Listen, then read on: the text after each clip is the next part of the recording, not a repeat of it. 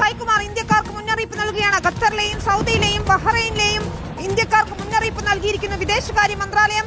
അടുത്ത 2 മണിക്കൂർ നിർണായകമെന്ന് മുന്നറിയിപ്പ് നൽകുകയാണ്. ഇപ്പോഴത്തെ ഈ സംഘർഷങ്ങളുടെ പശ്ചാത്തലത്തിൽ അടിയന്തരമായി ഹെൽപ്പ് ഡെസ്ക് ആരംഭിക്കാൻ മുഖ്യമന്ത്രി നോർക്കയ്ക്ക് നിർദ്ദേശം നൽകിയിരിക്കുന്നു. മലയാളികളായ പൗരന്മാർക്ക് എല്ലാവർക്കും സഹായം എത്തിക്കുന്നതിന് വേണ്ടി നോർക്കയോട് തയ്യാറെടുക്കാൻ നിർദ്ദേശം നൽകിയിരിക്കുന്നു.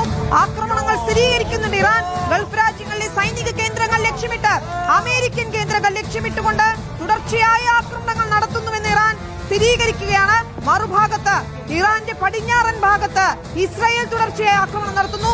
അമേരിക്കൻ എയർബേസ് ലക്ഷ്യമിട്ടുള്ള മിസൈലുകൾ തടഞ്ഞതായി ഖത്തർ പറയുമ്പോഴും നിരവധി ഇടങ്ങളിൽ സ്ഫോടനങ്ങൾ, തുടർച്ചയായി സ്ഫോടനങ്ങൾ ഉണ്ടാകുന്നു.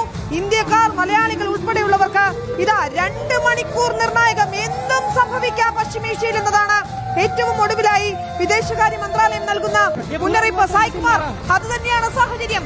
എന്ത് സംഭവിക്കുന്നു? ഓരോ നിമിഷത്തിലും എവിടെയൊക്കെ മിസൈലുകൾ വരുന്നു, എവിടെയൊക്കെ ബോംബ് പൊട്ടുന്നു എന്ന് നിർവചിക്കാൻ പോലും കഴിയാത്ത രീതിയിൽ യുദ്ധം ശക്തി പ്രാപിക്കുകയാണ്. തീർച്ചയായും വിനീത, തങ്ങൾ ഗൾഫ് രാഷ്ട്രങ്ങൾ, ഗൾഫിലെ അമേരിക്കയുടെ സൈനിക താവളങ്ങൾ ലക്ഷ്യമിടുന്നുവെന്ന് ഇറാൻ തന്നെ ഇപ്പോൾ ഔദ്യോഗികമായി സ്ഥിരീകരിക്കുകയാണ്.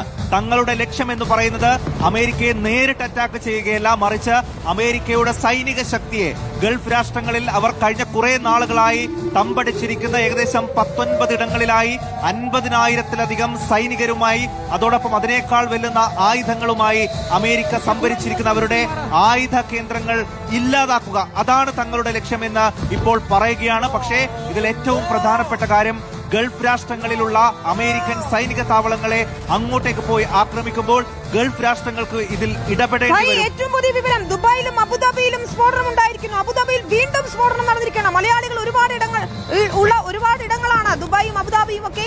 അവിടെയും സ്ഫോടനം നടക്കുന്നു.